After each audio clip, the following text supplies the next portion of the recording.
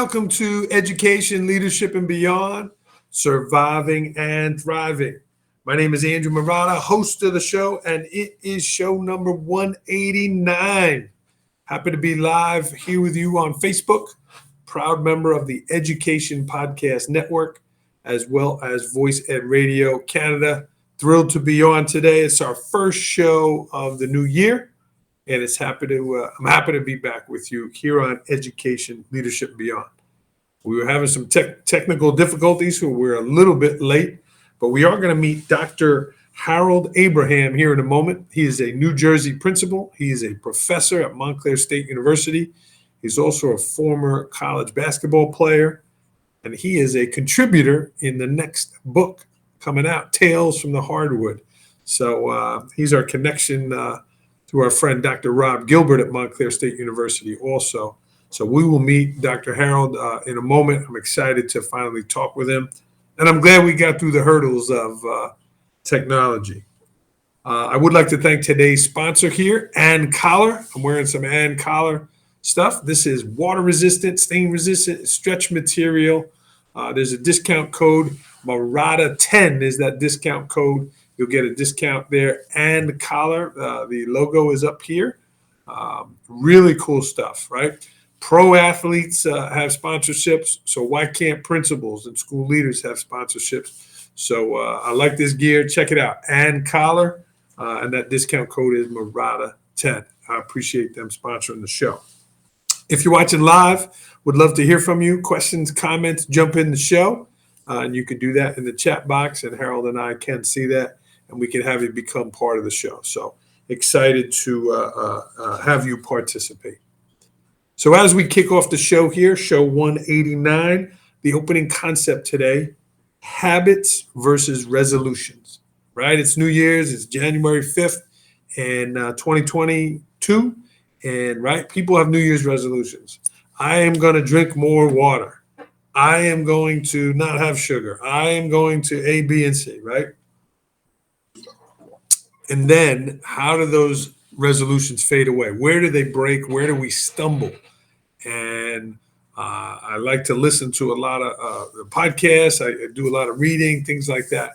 And what I hear is it's more important to focus on building good habits, right? Our friend Dr. Rob, I'm sure Harold will know this about a thin thread woven again and again and again and again will become a thick cord, right? And that's what they say about habits as well. So I encourage you maybe not so much to think about the resolution, but building good habits. You want to wake up earlier, right? Is it 5 minutes a day for however long until you get to where you need to be? And then just keep doing it, right? Just keep doing it and keep building those habits. So I encourage you to focus on those good habits versus keeping those resolutions. So, but let's get rolling here. I want to welcome Harold into the show and thank him for his patience getting on Education, Leadership, and Beyond. And here he is, Dr. Harold Abraham. Harold, welcome to the program. Andrew, thanks so much for having me. It's great to connect. I'm glad we got past the tech difficulties. Happy New Year. It's like principalship, right? You got to get through the hurdles. Absolutely. You need a plan A, a plan B, and a plan C. Couple plugs here, couple tweaks there, and here it was all my fault the whole time. That's the things in most cases, Harold. But Harold is the principal at Sanderson Walpack School in North Jersey. He's also a professor at Montclair State University. Harold, for those that don't know you, give us a little brief introduction about yourself, and then we'll get rolling with the show. Yeah, so I'm a Red Hawk to the core. As you mentioned, I went to Montclair undergrad, and for my graduate study, I had in undergrad. He made a tremendous impact on my life.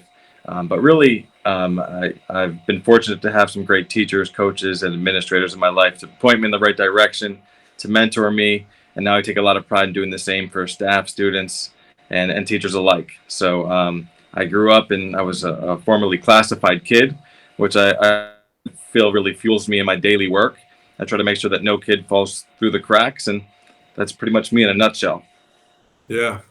And again, in North Jersey. Harold, you're the principal there. I know you were at the middle school earlier. How many years are you at Sanderson Walpack Elementary? It's my second year here. Okay. So tell me about your style and tell me about leading through a pandemic here. Yeah, I think what's most important is being present, approachable, and really leading with the heart. Because right now, people really need that extra compassion, that extra empathy, that extra love. And if you don't really care about what you're doing and the people that you're working with, I don't think you'll have very much success. And I think we've been very fortunate to have success because it's been a team effort. Really, all that we've done throughout the course of the pandemic has been collaborative. Mm-hmm. And as a result to that, we had in-person learning for a very high percentage of the time, and hopefully it stays that way. Yeah. Yeah, these are tricky times now. Things are on the uptick. So speaking of collaborative, and making things work, what would you say right now, Harold, is one thing that is going well for you, your school, things like that, and then maybe an area that you're having some challenges in? Yeah, I think we've been very lucky to be um, outside the box thinkers, right? So if you ask any of my teachers, they'll be the first to tell you that I frankly listen to their ideas when it comes to personalizing education for kids. Because to me, that's really most important. And you can be the best principal in the world, or you might think that that's the case, but ultimately, the teachers are the forefront of education. So my ears are always to the ground. I want to make sure that they feel supported, and that I'm hearing their ideas. So we've done some great things as far as making school just a fun place, an exciting place for kids, doing things, creating a therapy dog reading program, Mm, starting a financial literacy program for kids to teach them fun and exciting skills that their parents probably wish they learned in school, making the learning that they're using in class really apply to their daily lives, right? We so often hear from kids, well, why do I have to learn this? I think our teachers do a very good job of showing kids why they're learning what they're learning. yeah, good point. Good point. And how about something that you're struggling with now, or is a challenge for you in your work? I think something that we're struggling with, and this is probably a struggle in so many places right now, um, staffing. I think staffing is really tough, and I mentioned the teachers being at the forefront of education.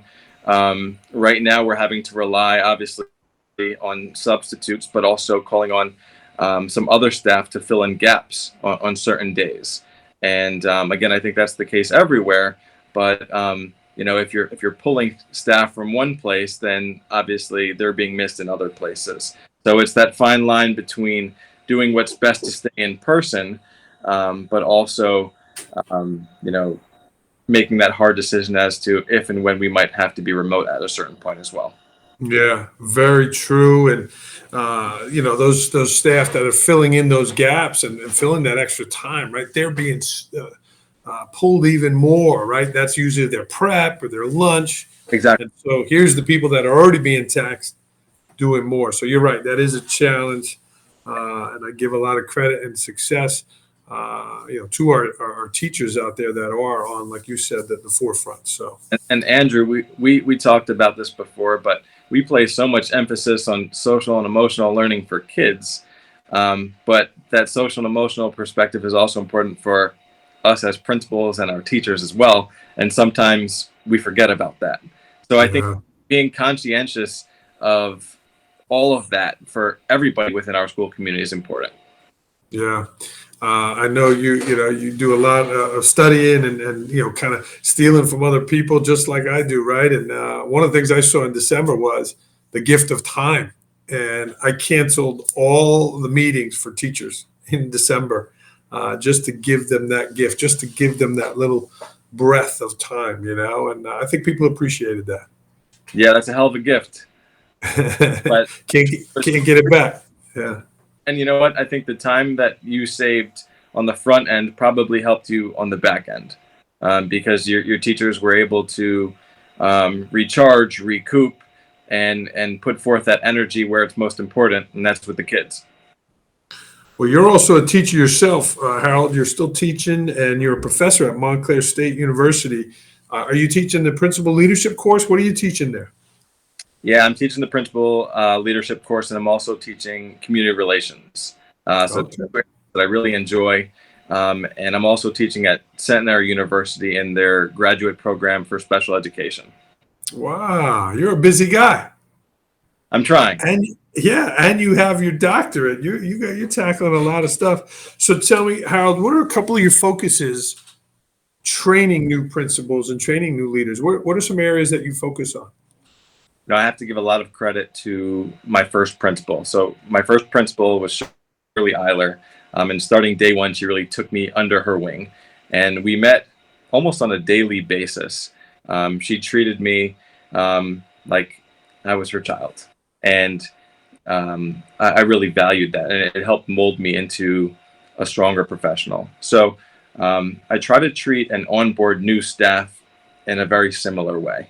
I meet with them regularly. I'm in their classrooms regularly. I'm giving them feedback. I'm giving them guidance. I'm coaching them, and I'm inspiring them. Right? It can't just be all constructive criticism. You have to point out and celebrate their strengths as well.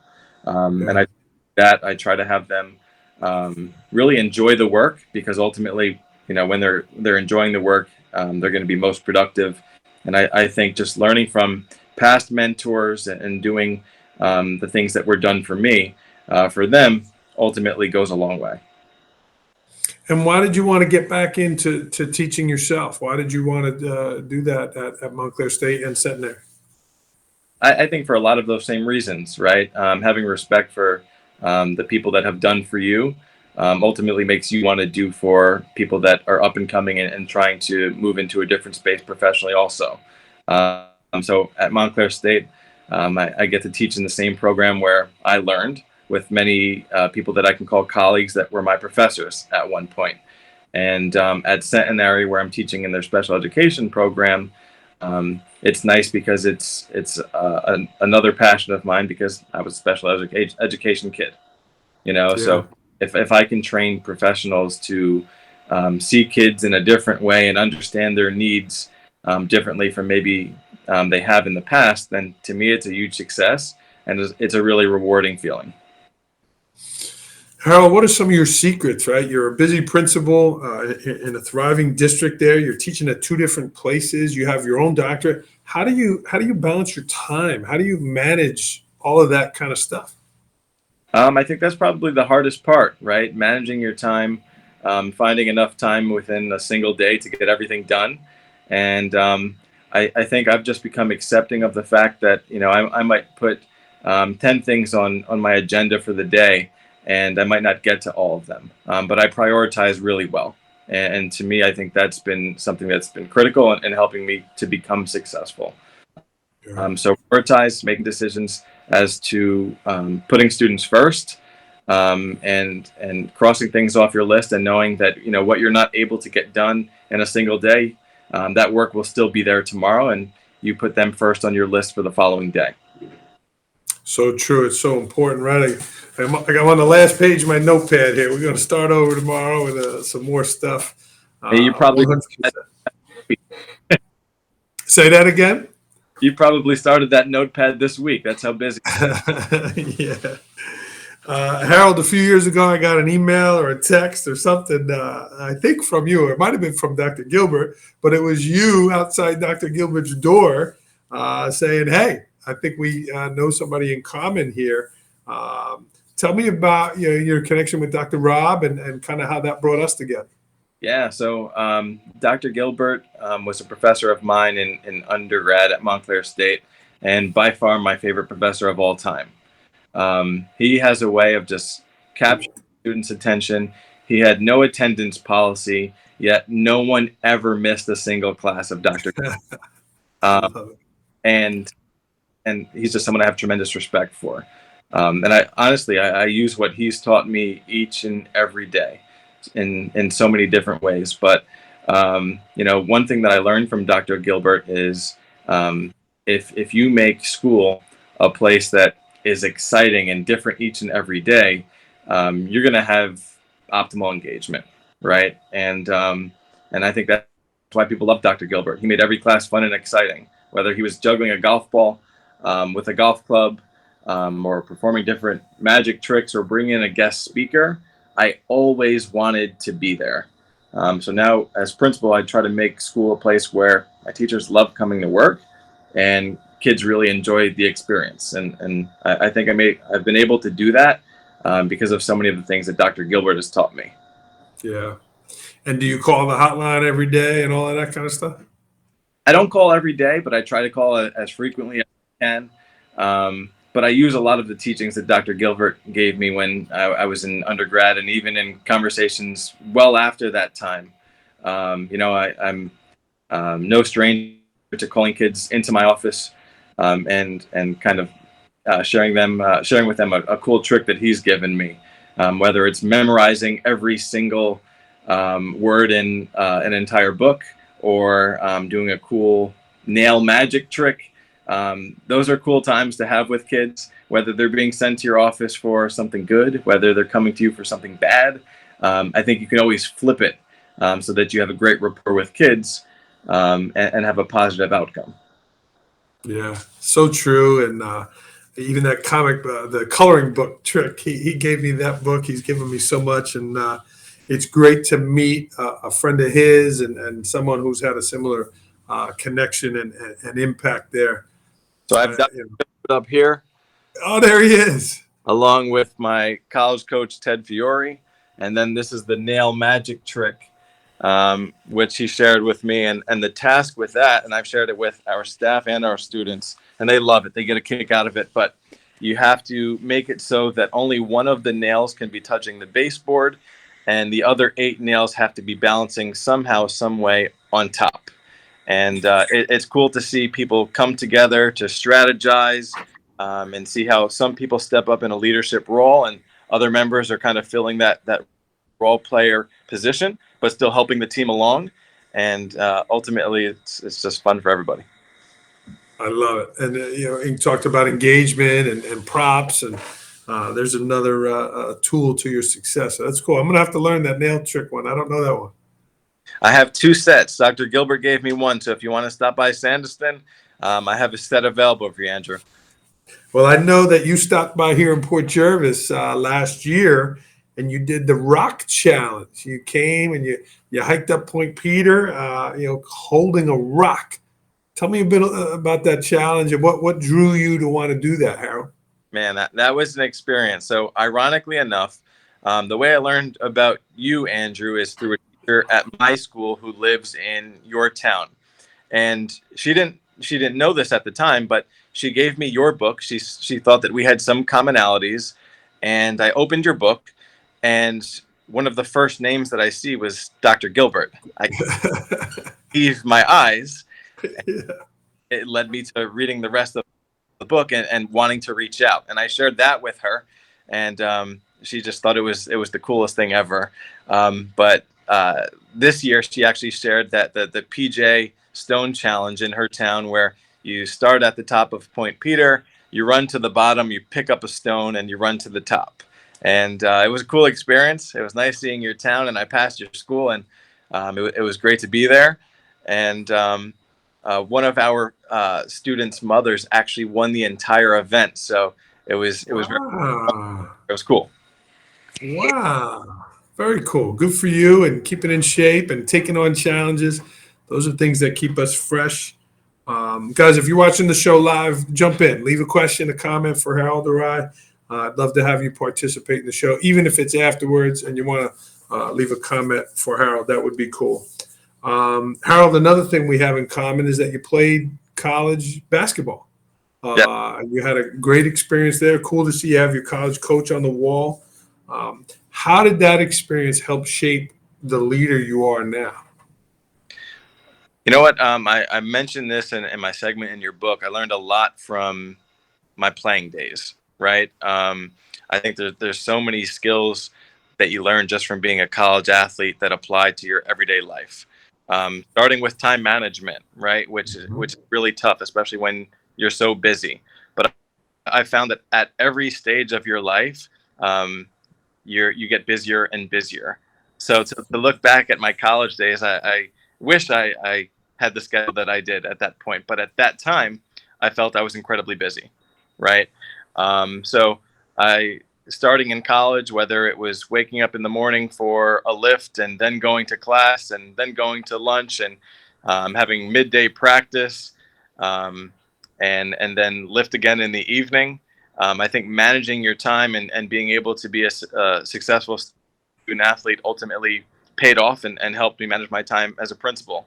Having to wake up early, hopefully get that run or lift in, going to work and being there early so that you can prepare successfully for the day, um, prioritizing your time so that you can be in classes and not behind the desk throughout the day is really important. And then finishing your day so that you're fully prepared for the next. Great points. I agree with that. How about any losses? And I don't mean the wins and losses, but things that have happened that taught you about resilience and bouncing back. How about any experiences there? Yeah, absolutely. So I went from high school where I was the star on my team, the leading scorer, really not even being taken out of games. And I went on to Montclair State where it was pretty much the opposite. I was working my absolute hardest and I didn't see a ton of playing time. And many other players were in the same position and didn't make it. They quit. They ended Yeah. their playing days. And I really refused to do that because I love the game. I love my teammates. I love my coaches. And, what that taught me was, you might not always get the reward or whatever it is you're looking for, even when you're putting in a ton of work. And I think it's much better not to quit and to learn how to work through difficult situations. Right. So, um, I didn't love the fact that I wasn't getting the playing time I wanted, but I asked the coach what I needed to do to earn more, as opposed to quitting and giving up. And each and every season, I got more playing, and ultimately that showed me that you might not see eye to eye always with the people that you're working with, and the result might not be the result that you're looking for, or even the result that you think you deserve. But you have to continue, you have to persist, you have to do your best, and eventually good things will come. That's a great point, and a great leadership lesson right there. And little did you know you were learning that through that experience. Yeah, it was Cool. very tough at the time. It was Yeah. a big transition, but a lot was learned for sure. I think you're going to see a lot of those commonalities in Tales from the Hardwood. But your excerpt, Tales from the Hardwood, you wrote about the number of coaches that you had, right? And you asked your coach, say, hey, why you got all these coaches here, right? You told a great story. Why don't you go ahead and kind of share a little bit about what made you write that excerpt? Yeah, so I'll give a little bit of a sneak peek here, as far as that excerpt goes. But um, I wrote about the amount of coaches that we had at Montclair State University, and a lot of opposing teams would joke with us with regards to the amount of chairs that we needed when we came to their school. And I remember going to actually Felician. It was a preseason or exhibition game, and the other coach came up to us and asked what in the world we needed to do with 35 chairs, right? And about 10 of them were for our coaching staff. So I think it was in my junior year. I asked Coach Fiore. I said, Coach, why the hell do we have so many coaches? And he's like, well, to be honest with you, he's like, I know a lot and I'm confident in what I do, but every single one of our coaches brings something special, something unique to the table. And he said, I think a good leader recognizes the strengths in other people and what they can do for an organization. And I really attribute a lot of that to our work as principals, right? Especially when it comes to forming committees or being collaborative in your approach. Um, I think if you're able to recognize the skill sets that people have around you within your school, ultimately, that can lead to a lot of great things. And when you make that clear to your staff and you're sincere with how you deliver that message to your staff, the buy-in is really what takes what you're doing to the next level. And you wrote it, so quickly. I know we had spoken about it. Boom, a couple of days later, I had it, and it was just so different, right? I didn't tell any of the people who participated hey, I'm looking for this type of story. I said, tell me something about inspiration about, and bam, yours was so different. It's really a different aspect if you think about So that I took a page out of your book, something I learned from you, Andrew. Um, I actually wrote that on my commute to work, right? So I was driving to work, and I knew that the day that I had ahead of me was jam packed. I would have no time whatsoever to write that for you, but I really wanted to write it. So I did speech to text, cleaned it up a little bit when I got to work, but I was able to do it on my commute, and I was happy with the way it came out because it was the honest to God's truth, something I really learned from that experience, and I'm happy with the product. it. Yeah. It's really interesting, and I'm happy to hear you say that, Harold. Again, budgeting your time. I do a lot of walking and talking, right? Yeah. And when you are just moving and your brain thinking and you're just speaking, it's amazing. You get some run-on sentences, but what comes out is usually really authentic and a well-told story. And you did that. Yeah, sometimes the best reading material isn't the the the most articulate, right? It's what really resonates with people, and like you said, if it's authentic, I think it'll capture it. Um, Yeah. and that's something that I appreciate about your work. Cool. Well, great points there, Harold. Harold, this is a tricky time. I know we were talking off air. It's a hard time. Everybody is their patience level, their frustration level. How do you stay positive during this time? How do you wake up each day with a positive attitude, looking to kind of do great things in your district for kids? My teachers ask me that all the time. How do you remain calm during the craziest situations? And I think that has a lot to do with experience, but also understanding that as an administrator, you set the tone, right? So even if you're not calm on the inside, you have calm on the outside. But I think when you're able to show that you are, ultimately the people around you kind of feel the same way. So I think that's a big part of things, showing people that, you're able and competent to handle different situations, that you're the person that they want in the trenches, and you're going to do everything you possibly can to help the situation. I think that's the best way to approach it. Yeah, so true. How about sharpening your saw? What are some things that you do to develop yourself, whether physically, mentally, emotionally? What are some things that you're doing to sharpen your saw? I think I get a lot of my thoughts come to fruition during time that I spend running, or playing hoops still, right? So we place so much time and emphasis on social and emotional learning for the kids. I think it's Mhm. important as administrators that we carve out some time in our busy schedules for ourselves, whether it's 30 minutes or an hour, just getting those endorphins going. I find that that's my best time to do some thinking, and I feel that it keeps me sharp, to be honest with you. 100%. I think we need to release ourselves more.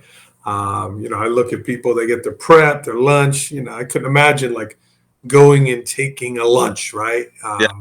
But I do agree with you that it's so important to take that time. And right after this, I'm going to grab my daughter and make sure I get that 30, 40 minutes of exercise this evening. So, You know what? um, Something I'm terrible at. I, I I've never sat down and eaten a lunch. To be honest with you, it's kind of always on the go, uh, and I think one day I'll get there. But something that I do appreciate about that is the movement piece, because I think you're more productive when you're moving, uh, mhm.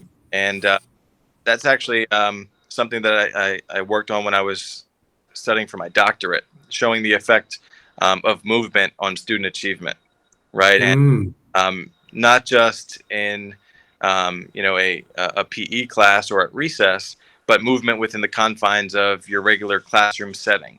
Are the kids more productive when they're stagnant and in rigid seating, or when they're in flexible seating or moving around the classroom? And I think it's pretty obvious what those answers are. Yet in so many of our classes, the kids are seated. So true, and we could do a whole nother show on that. that topic. But hey, our friend Dr. Gilbert says, right, your actions change your attitude, your motions change your emotions, and your movements change your moods. So that's all I need to hear right there. 100%. So true. Harold, was there something, we're going to get to rapid fire here. Was there something that you wanted to mention or talk about that I did not ask you? You know what? I think if I could point to anything, I think it would be that movement piece and its importance, right? I think it's important to constantly be moving, to be present within your building. Um, I think the days of the principal that sits behind the desk with the door closed are long gone, and Yeah. I'm happy about that. I think if I can share anything within this segment with current principals or people that are aiming and aspiring to become principals, it's the importance of being present. And that starts at arrival. It continues throughout the day with being in the hallways, with being at lunch and recess, with being in classrooms and supporting teachers, and putting yourself in a student's shoes, right? So from time to time, I'll throw on a backpack, I'll dress down, I'll be comfortable, and shadow a kid, and ultimately that shows me exactly what they're going through. It helps me improve things from a student perspective, and also give tips, strategies, and techniques to teachers. Also, Yeah, yeah, that is a great exercise. One of the things I added late last year, Harold, was the mobile desk. I got a desk with wheels, and I'm out and about. Kind of like a doctor's on the move. So, yeah, very helpful. yeah, absolutely. Yeah, but the shadowing a kid is a great exercise. I recommend that. Harold, let's get to rapid fire. I know you probably got classes to teach and things to do, but let's get to rapid fire here. These are quick answers, like you're on the New Jersey Turnpike. Quick answer. All right, let's do it. You ready? Here we go. Last book you read. Staying Grounded by Michael Hines. Oh, yeah. That's the soup in down in Westchester area, right? Port Washington, Yeah, and Port Washington. very innovative, very pro student, just an awesome superintendent. Yeah, I hear great things about him. That's cool. Last movie you saw. Spider-Man over winter break. It was awesome, right? It was great. Yeah, connected the old. Yeah, it really was. It was good. Everybody Uh, that went crazy when they showed the past Spider-Man. yes, true, true that. Favorite place to travel? Where's somewhere you like to go? Jamaica, if and when the circumstances allow for it, that'll be the next place that I travel to. But I Yeah, love the warm weather. yeah, for sure. How about a stress reliever? You talked about some of your tricks, some of your trades. What about a stress reliever for yourself? Yeah, for me, it's running. I'm not a great runner. I've never been incredibly fast, nor do I enjoy it all that much. But I get a lot of thinking done, and the feeling that I get once I'm finished with my run is unmatched. It's like Dr. Gilbert says, most runners don't like, until they start running, Right. Yeah. How about a pet peeve of yours? You shared a lot of your passions, things that you're into. What's something that gets under your skin? That's a great question. I think something that gets under my skin is people that are accepting of mediocrity, right? So Mm, just being okay, just doing the bare minimum. I can't say that I have really many of those teachers on my staff right now have such an amazing crew, but I have seen some that are just okay with being okay. And if I could cancel anything, it would be average. ah. It's good. We have a lot in common, Harold. On 8 a.m. on Saturday morning, I feel fill in the blank. Um, Probably energized. I'm an early bird. So 8 a.m. I've probably been up for 3 or 4 hours. I probably already hit the gym, and making plans for the day, and up and moving. I love it. If you haven't read the 5 a.m. Club yet, I highly recommend it for people like yourself. That's cool.